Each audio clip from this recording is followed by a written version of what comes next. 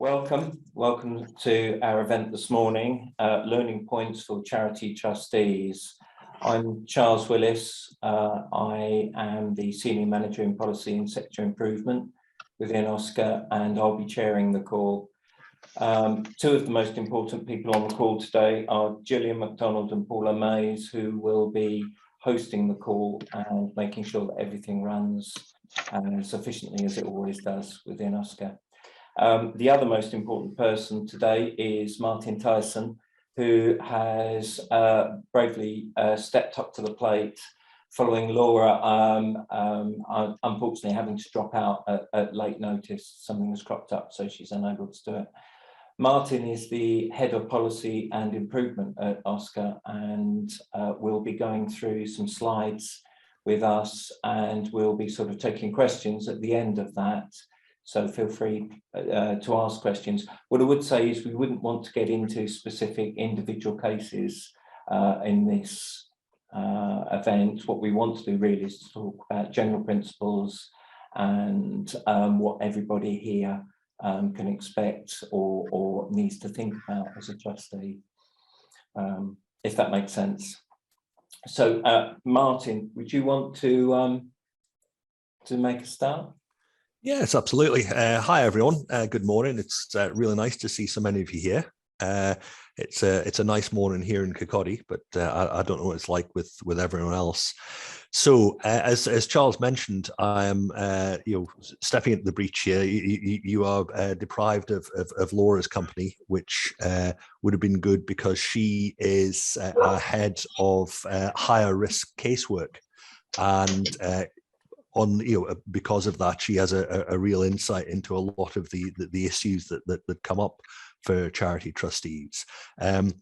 I am Oscar's head of regulation and improvement. So what that means is I oversee our casework, but I also oversee this kind of activity as well, the work that we do to try and support charity trustees and to provide advice, facilitation, and enabling to help people comply with the law, but also to help charities governance to be the best that it can be. And that's really what we're wanting to do with the session today. Paula, I wonder if we can start sharing the slides. Yeah, so what we're looking to cover in this session, we'll start off very, very briefly run through the basics of charity trusteeship. And what I'm thinking about there are some of the sort of legal basics and the legal duties. But what I want to do in the rest of the session is to go beyond that a little bit and to talk about what the trustee experience can be like in practice, both the sort of upsides and the downsides of that. And then in the latter part of it, really to try and sort of give the benefit of some of our experience of being involved in issues within charities. What are the things that commonly come up? Why do issues occur? How can we deal with those? And what are the ways to avoid those things in the first place? How to avoid some of the stresses and strains of running a charity and being the trustees of a charity. As Charles said, we want to sort of avoid names and pack drill in terms of individual cases. But what I want to be able to do is to talk with a bit of meaning about some of the specific things that we see, rather than talking simply in terms of trustee duties and kind of moral exhortations. Look, this is what happens. These are the things that can happen day to day. These are the things that you can do, and that's where I want to go. So if we can move on to the next slide, please. Okay, so the basics. The law says that the charity trustees of a charity are the persons having the general control and management of the administration of a charity. And if it's all getting very interesting legally, then every one of those words has a particular meaning and a particular weight. But essentially, the way that we tend to think about it and the way we tend to explain it is charity trustees are the people with whom the buck ultimately stops for the running of a charity. They are the people who take the highest level decisions. They are the sort of ultimate controllers of it. One source of confusion there is obviously in different kinds of charity and different legal forms of charity, the people who are the charity trustees can have different labels in addition. So if it's a charitable company, you're also the directors. If it's a trust, you're also the trustees as well as the charity trustees. If you're in other kinds of charities, sometimes you're board members, you're managing committee members. One of the key things there is, and one of the issues that we do see coming up, and that can be quite a complex one, is just being clear who the charity trustees are. So who is it that has the decision-making power in a charity? What does the Constitution say? And that's always what you go back to. Okay, if we move on to the next slide, please. So trustees are there as individuals. They're appointed individually. They're dealt with individually in the Constitution. But in terms of how they work, teamwork is absolutely vital. A big part of the trustee role is to work together as part of a team with other trustees, with the rest of the board. And probably a lot of what I'm going to be talking about when we get into more detail and get into cases is about just what that means, just how important the team dynamic is, how important it is, how important the ways that trustees work together are, and what the consequences can be when that doesn't happen in about 56 different ways. The key thing there is that the board needs to work together to achieve the organizational purpose of the charity. Again, back to the Constitution, to the governing document, trust deed, whatever it is. What is it that the charity has been set up to do? And that needs to be the pole star all the time. That needs to be the thing that's sort of tattooed on the inside of your eyelids as a charity trustee. What are we there to do? The trustees are the leaders of the charity. They're all there to achieve the mission of the charity together, using the powers that they have. And again, what powers do you have as a trustee? That will depend. It will depend on what kind of legal format you have, what particular kind of charity you are, and again, go back to your governing document if that's in doubt. Okay, next slide, please. So that teamwork thing, what does that mean? One of the things that we find ourselves talking about a lot, both in terms of how things should be, and also when we are trying to sum up and define where things may have gone wrong in a charity. One of the things we talk about is collective responsibility. And it's a complex thing. It's complex in a lot of arenas. It can be complex in public bodies, it can be complex in cabinets and politically, but in trustees, in terms of charity trustee duties, what it means is that charity trustees aren't only responsible for their own actions; they're also responsible for the actions and the decisions that all of the trustees take when they're acting together. You can't opt out of a decision. You can't stand back from a decision. You can't take a decision and then walk away from it. But also you can't opt out of making a decision. There are a whole lot of behaviors that go to make up collective responsibility. It's about a degree of obligation to your fellow trustees and about how you behave with them, but it's about a set of constraints on how you behave as an individual. You are not there purely to act on your own opinions. You contribute to debate, you contribute to decisions, and then once the decision is taken, you have to own that collectively. And where that doesn't happen is where we can get some of the real sort of knottiest issues in terms of charity governance.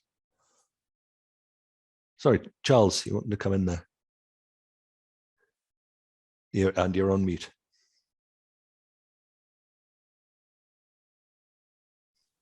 Thank you. The comment about sort of collective responsibility, etc. I think, is there a role for the chair here in ensuring that that is achieved? There is, and I think that's quite a complex role.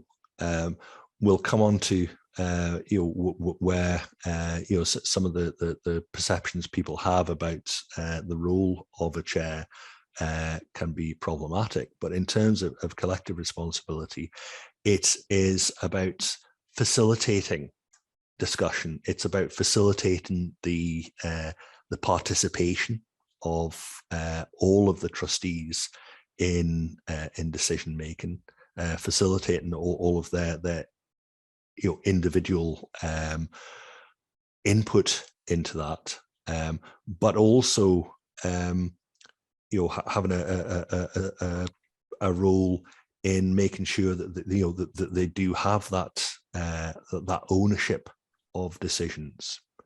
I mean, sometimes the charity's constitution will set out a particular role for the chair.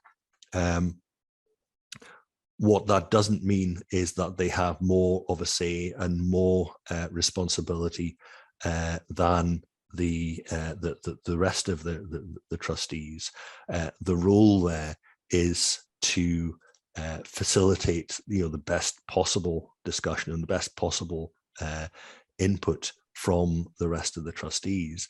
I think that there's a particular role there in terms of what call inclusivity in terms of the charity trustees, making sure that everyone does get an input. Even the people, the people who are quieter or less confident, as well as the people who always have their say. If you have a board that's very diverse in terms of gender, ability, ethnicity, whatever it is, making sure that everyone is included in the conversation, that everyone has a say, because you can't have collective responsibility unless that happens. So I think that is really key. I think talking about collective responsibility in some ways, the easiest way to talk about it is to maybe describe some of the things that happen when collective responsibility fails. And there's a number of situations that we see, whether it's in terms of complaints from the public about charities, quite often complaints from charity trustees about their own fellow trustees. One symptom of that can be a situation where you have one trustee who is effectively taking control, and you have 3 or 4 trustees who are silent, either because they just have opted out, or are feel cowed or not able to participate in discussion. You can have situations sometimes in larger charities where you have an employee or a group of employees who are exerting a significant measure of control, and that's not right, given that it is supposed to be the charity trustees who are in management and control of the charity and have oversight of the employees. You have situations where actually none of the trustees take responsibility for what's happening in the charity, and in those kind of situations things are going wrong, and we find it very difficult to engage with any of the trustees, and to get the responses that we're getting are, oh, I haven't really had anything to do with this for a couple of months. Well, you have, you are a charity trustee, the responsibility still sits with you. You may not have been speaking up, but the duties are still there, and it is not uncommon for us to come across people who are effectively trustees in name only, and you start discussing with them what their view of charity trusteeship is, and I didn't really know that I was a charity trustee. I just sort of signed up because my next door neighbour asked me to, because they needed to make up the numbers. Again, that can end up with some very unfortunate situations, and people getting into obligations in situations they really weren't bargaining for. And I think that points to the importance of really good induction for trustees and good processes for trustee recruitment. I see we're getting some a bunch of comments in the chat. That's really useful. I just if you do have points that you want to make as we're going along, please do put them in there. I think the one that's just come up there, your collective responsibility is difficult. Indeed, it is, and the key to it is communication. And I think some of the points that I'll make later on about how you have discussions. Charles. Martin, if I may, I'd just like to ask if we have any chairs with us today who would like to sort of share their thoughts briefly, if I may ask that, because we have a lot to do to go. And also, if I can again just stress, we want to avoid any kind of specific incidents or issues. But if you can give me sort of your experiences then and share them with the group, I think that would be really useful. Yeah, I think particularly hearing about what some of the challenges are of chairing, because I think it's a role that people often find it difficult to move into. So I think if people have things that they want to share there, that would be great. Hi there. I don't know if you can hear me or not. I'm the chairman of a local scout group in Kirkcaldy, actually, Martin. All right, okay. So scouts, in a way, you kind of have your constitution and all your rules and regulations sort of sorted for you. So we're coddled a little way, in that you're following the bigger picture. We have a district and a region that sit above us. So I'm just the chair of an individual scout group. And in essence, I think at that level, we kind of tend to get on better because you all have the one aim. It's local rather than bigger than a sort of small kind of district. And to be honest, everybody's striving for the same aim. But we do have, just the kind of issues, like you say, collective responsibilities, trying to make sure everybody is at least happy with the way we're going. And remembering always that it's not your money. And that the reason you're there is to enable the scout group, in my case, to be able to take place. So people have a vested interest anyway, but thankfully not too much issues. And if we do have issues, we have a district we can go to for advice and things like that. So we are protected a little bit. Yeah, I think, thanks very much for that, Ian. I think that situation you're in there, where you have an umbrella body and there is a very strong sense of what the structure is, that can be a helpful one. But as you say, it doesn't always, prevent issues there. Is there anyone else wants to come in? As I say, we're very happy to get contributions on the chat as well. We'll have some time at the end as well to have a bit of discussion.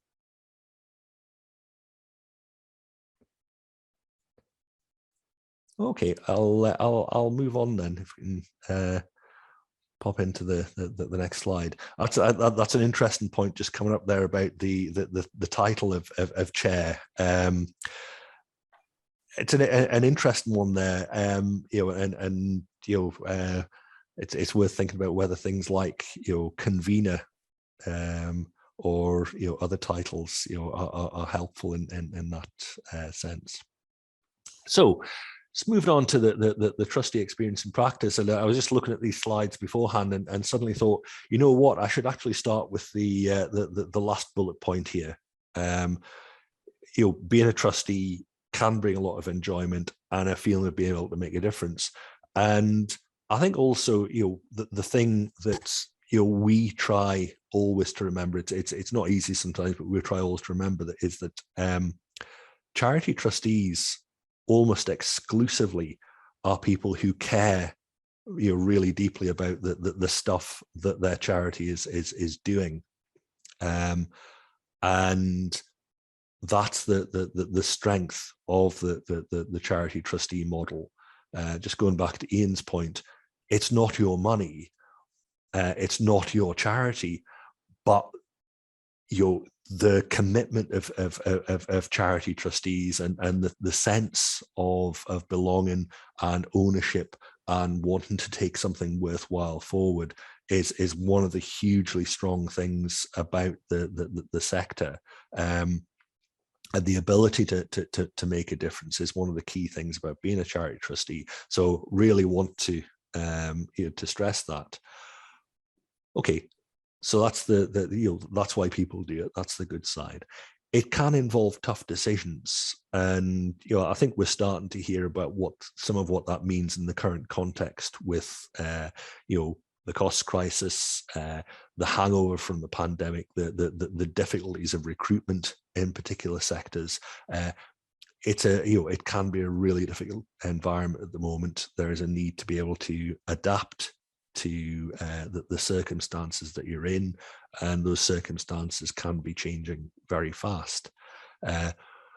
There's an ongoing need to secure funding. I think that's the case with most charities, whether that and funding in the broadest sense, whether that's trading income, whether that's donations, whether it's grants or contracts. That is always something where you are needing to manage it, but also look ahead to the medium term, to the long term. What does the viability of the organization look like? I think one of the big things is balancing the heart and the head. We've talked about the sort of commitment and the motivations that bring people into charity trusteeship, and what a huge strength that is. On the other hand, sometimes the decisions need you to be able to stand back from that and make decisions that are quite tough and require you to be quite dispassionate in a way that can be very difficult when you're really passionate about what you're doing, and that can take you into making decisions that can be really uncomfortable, can be very difficult to explain, that may lead you into a lot of quite difficult arenas, and we'll talk a little bit about how to deal with that, and where that gets tough. I'm just keeping an eye on the chat here, and there was a point they're asking about the point I'd made about it's not your money. No, charity trustees aren't obliged to put money into the charity. That's not the idea at all. I suppose one of the fundamental things about being a charity trustee is that you are holding resources, money, assets in trust for the benefit of other people. It's not your money in that sense, and that's really fundamental to the basis of how you need to behave. You are managing something on behalf of other people rather than on your own behalf. Okay, just moving on to the next slide then. Thanks. So what are some of the common pitfalls? I'll take you through 4 of those. There are more than 4. There can be many, and there are still things that come up that surprise us. One is conflicts of interest, and those not being recognised or not being managed properly.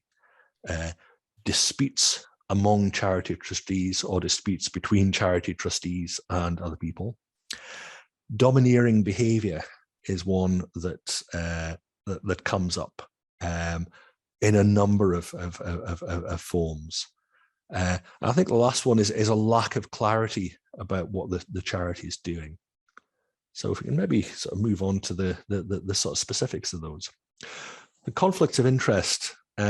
This is one that comes up a lot, and we get a lot of questions about. I think some folks who are here today had sort of raised that when they booked the session and asked about that. I mean, I think it's important to be clear about what a conflict of interest is.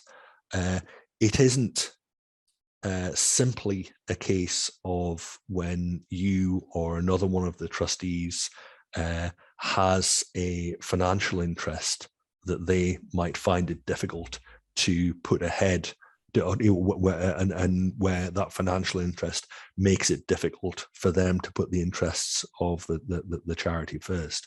There can be other kinds of conflict of interest. There can be family connections to things that the charity is doing.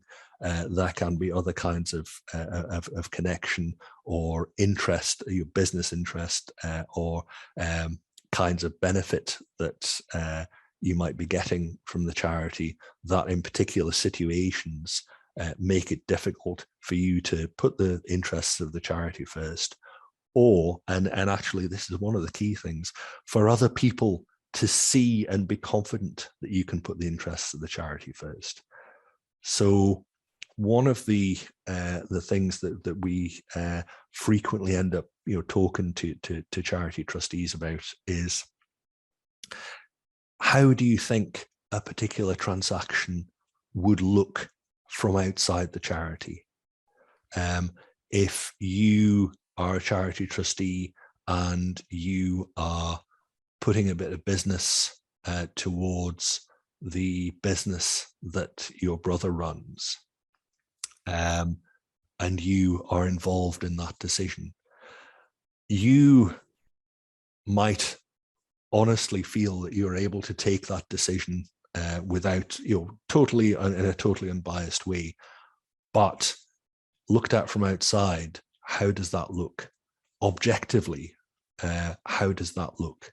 And where does that sit in terms of the interests of the charity?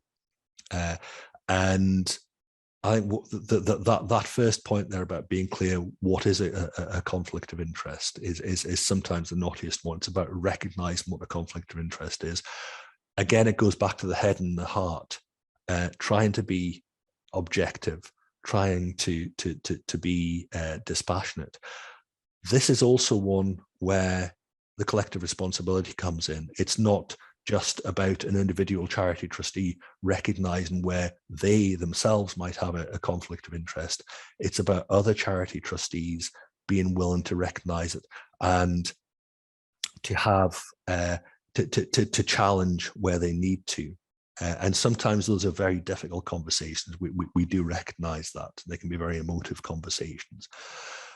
That's where it helps having a clear conflict of interest policy where you can all point to it, where you all have the same expectations, having clear procedures as to how you deal with conflicts that are arising. And conflicts will arise. It's okay. If you are doing meaningful stuff, especially in a small local community, things will come up where you have connections. That's okay. It doesn't make anyone a immoral or a bad person. It's how you manage it. And there's a need there to make sure that the charity can still carry on its business. It's about keeping a record of the situation and looking back on how you've dealt with it and making improvements where you need to. If we can move on to the next one, please. Disputes This is a big one. This is where we hear from charity trustees who are complaining about other charity trustees. This is where we hear from charity members where there has been a big fallout between a section of the members of a charity or some of the beneficiaries of a charity and the charity trustees. Quite often nowadays between local communities and charity trustees where there are tough decisions to be made. It is probably the most difficult area for us to deal with, because once a dispute has got very entrenched, it's very hard to repair. And as a regulator, I'm not sure any regulator has the tools to deal with some of that, because it's about relationships and it's about behaviors.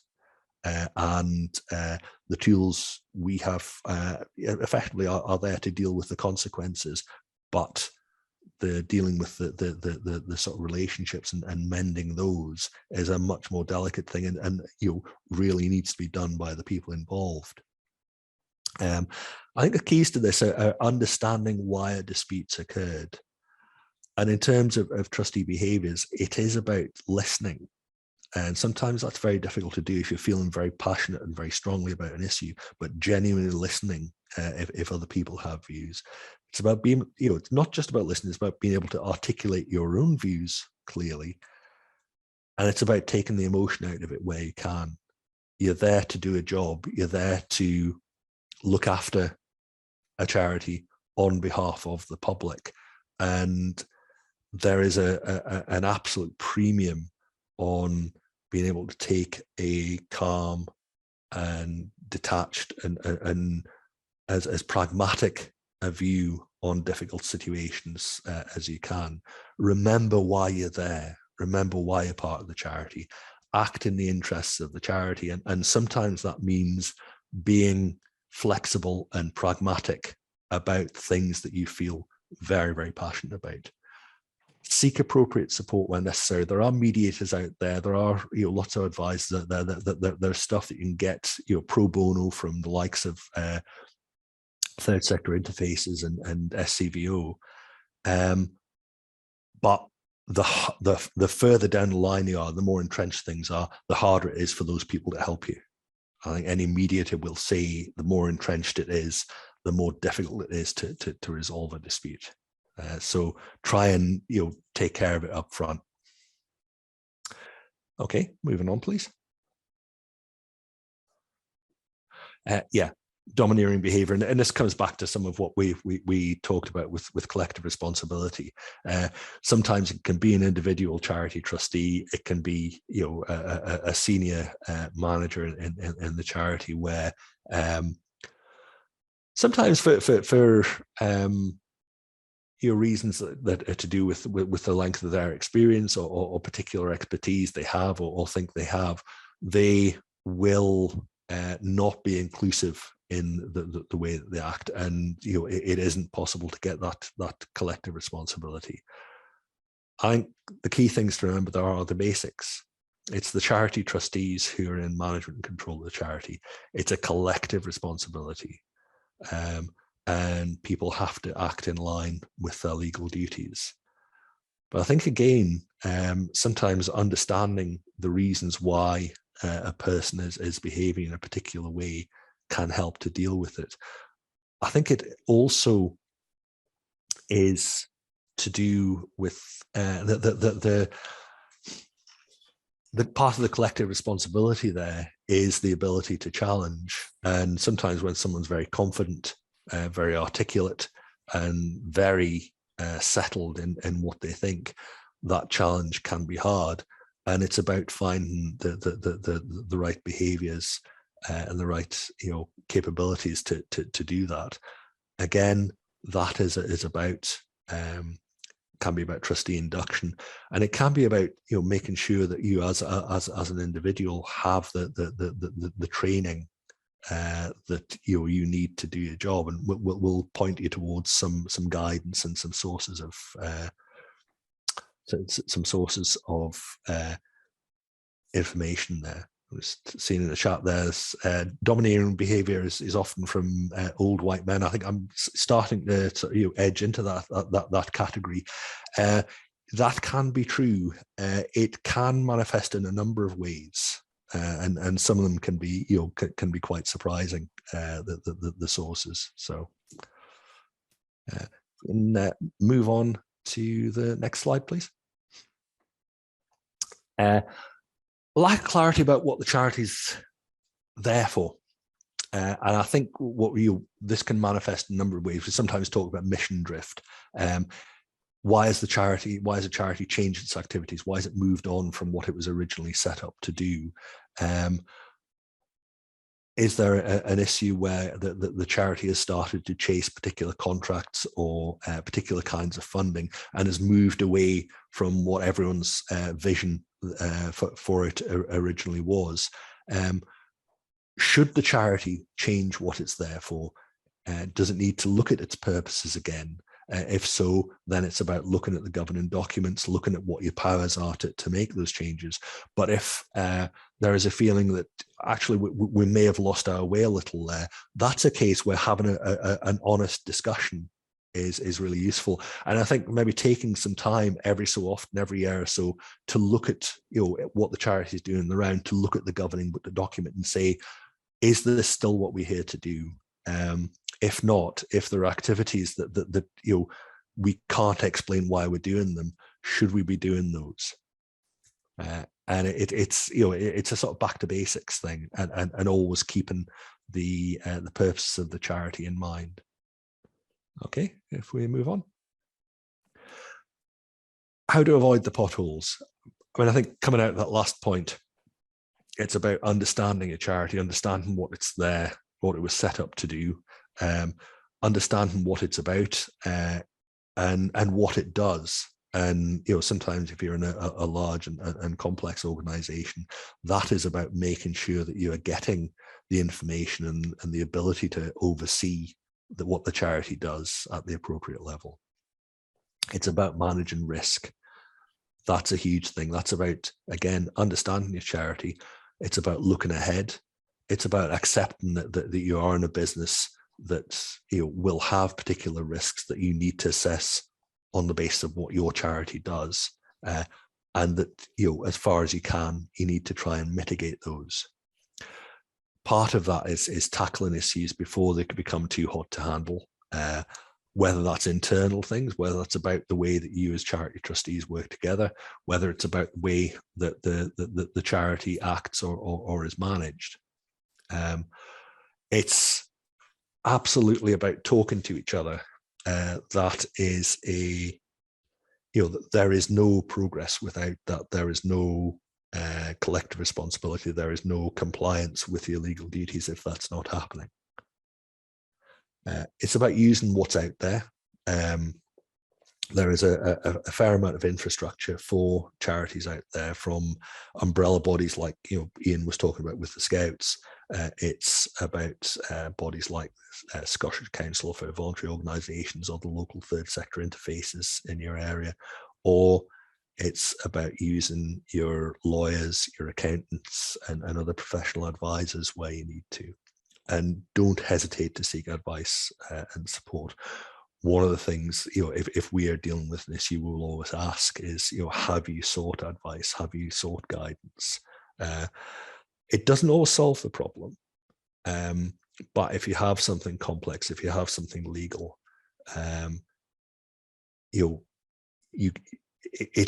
we don't expect individual trustees to be the fount of all the knowledge, but we do expect them to seek and take advice where they need to. One very specific thing at the end there, but it's starting to be a big thing, because we live in a world where a lot of charities actually work through and on social media, and probably the majority of charities have some social media involvement. It's an absolutely vital tool. In some sectors, you can't do your job as a charity without communicating with your beneficiaries and your supporters on social media. But you need to remember that as with everything else, you are a charity trustee. You need to act in the interests of the charity when the charity is using social media. I think by and large, don't write something on social media that you wouldn't say to someone's face. I think would be the broad brush advice that I'd give there. Obviously, that depends what kind of person you are and what you'd say to people's faces.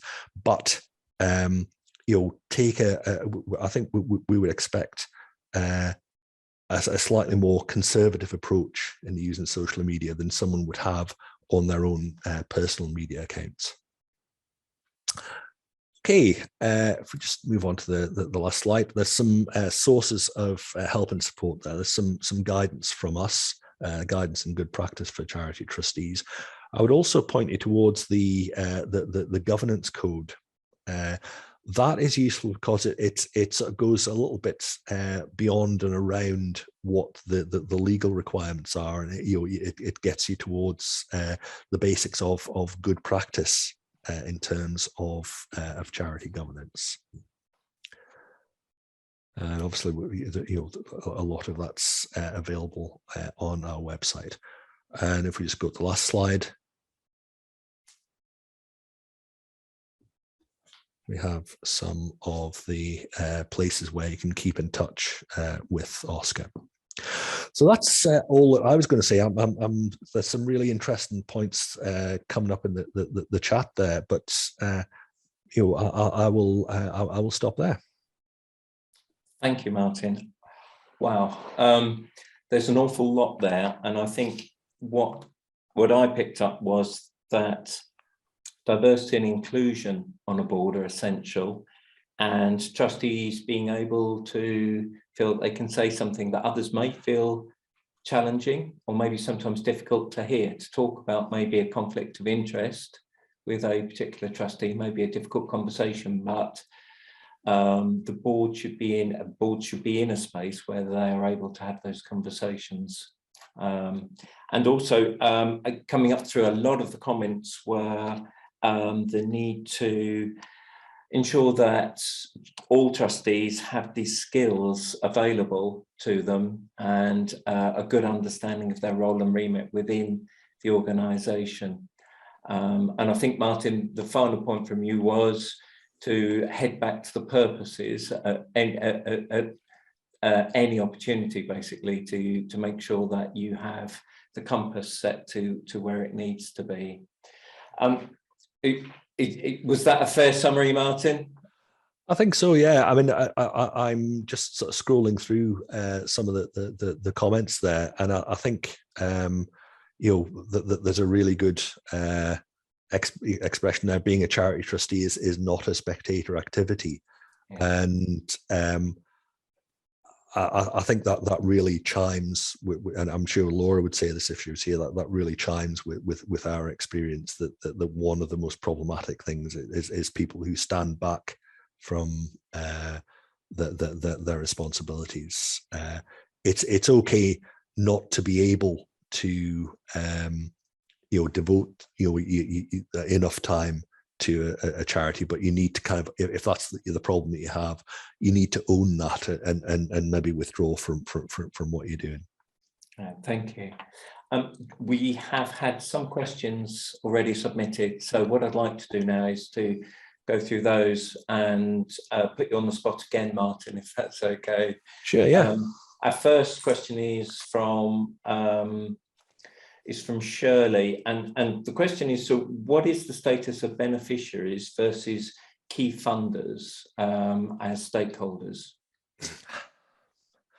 Yeah, I mean that's a really interesting one. I think particularly in some very increasing sections of the charity world, the idea of incorporating user experience into the governance of and the running of the charity and being user led is really key, and actually that can be a requirement of funding. So what that involves is a degree, quite a high degree of involvement and listening and dialogue between charity trustees and the beneficiaries. There are other, there are particular sort of subsectors where that's really important as well. Community bodies and community charities sometimes have will have a specific sort of duty or specific things that they need to do to involve their beneficiaries. I'm wondering if whether what's behind Shirley's question is, well, is there a priority between them? Well, the charity trustees need to look at the whole of their environment. What is it they're there to do? What is it that if they've accepted funding or contracts or whatever, what is it that those require them to do? And what is it that the people, the charity is set up to help? What is their input into this? What is it they think they need or want? But ultimately, the decisions there are for the charity trustees. Funders don't run charities. Funders get to set conditions for the funding that they give out, but it's for charity trustees to decide whether to accept a particular bit of funding. Thank you. Alison has asked about whether there's a difference between English and Scottish charity trustee roles within English charities or Scottish charities. There are bits and bobs of difference in terms of how the legislation's phrased around charity trustee duties, as there are in other things. I think the underlying charity trustee duties are very, very similar, even if they're not identically phrased. And I think in the there are specific things, for instance, that charity trustees have to ask permission for in England that they don't have to ask for here. But in terms of those general duties, and I think also in terms of how we and the Charity Commission in England, Wales would interpret charity trustee duties, I think they are very similar.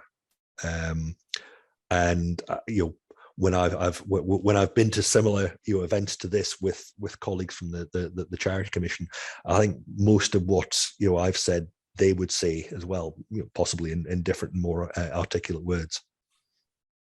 Okay, right, thank you. And would you? Is there something specific about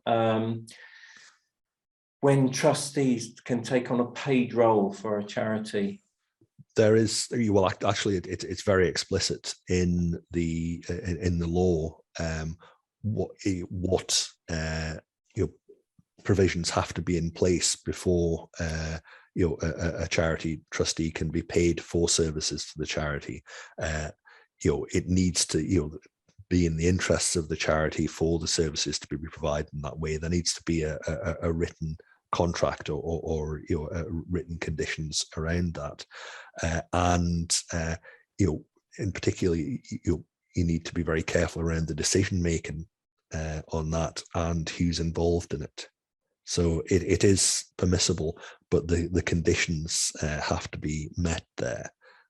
And there is quite a lot of guidance on that in our general guidance for charity trustees. So I would have a look at that. But first of all, have a look at your charity's constitution, because what's in a lot of charities' constitutions is charity trustees can't be paid. And if that's in your constitution, then it's a no-no. So Hannah has asked, how can a chair help the trustee board to avoid common pitfalls? Yeah, we talked a bit about that earlier. Yeah. I know, but I wondered whether you wanted to widen that, Martin.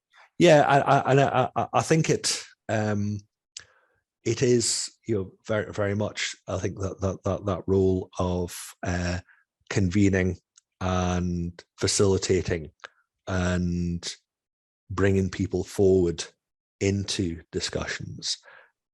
It is about appropriately, if you like, refereeing those discussions as well. And some of what I said there, for instance, when we were talking about disputes, about keeping it calm, I think keeping it factual where difficult things are being discussed, I think a chair has a role in that. But it's not just the chair's role. It can't be that the other charity trustees get to sit back and behave how they want. Everyone has a responsibility around that. But the chair, because of the particular powers and role that they will be given in the charity's constitution, may have ways of facilitating that that they can use. And I think also, but by virtue of being the person who leads charity trustees through the meeting, there can be a lot of mileage in terms of how you help people through an agenda, how you prepare people for a meeting, where things are going to be contentious, just how the ground is prepared for that. And I think also setting expectations. Sometimes it can be, saying what kind of discussion you want to have, and holding people to that, and making sure that everyone holds each other to that. We have less than a minute left. Martin, if I can ambush you with that final question, which are, could you give us key points for a new trustee?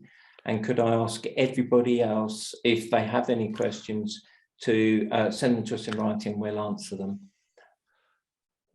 I think the key points for a new trustee, the boring one is please read your charity's constitution. And if your fellow trustees aren't able to point you towards the charity's constitution, well, that's interesting. But ultimately, Oscar can probably help you with that. We do get asked by a remarkable number of charities for a copy of their own constitution.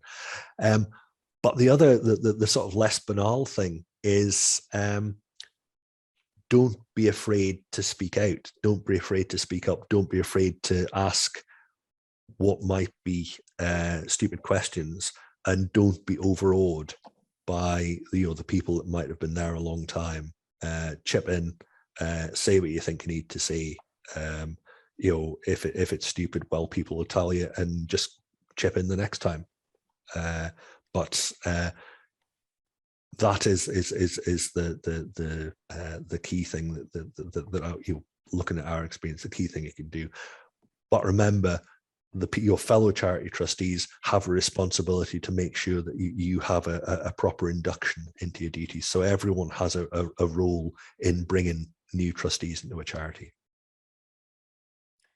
Thank you, Martin. And also thank you to Paula and to Gillian for their help. And thank you to all of you who've made this event so successful. It's been really, really helpful. And hopefully we will see you all again at our next event. Take care, everybody.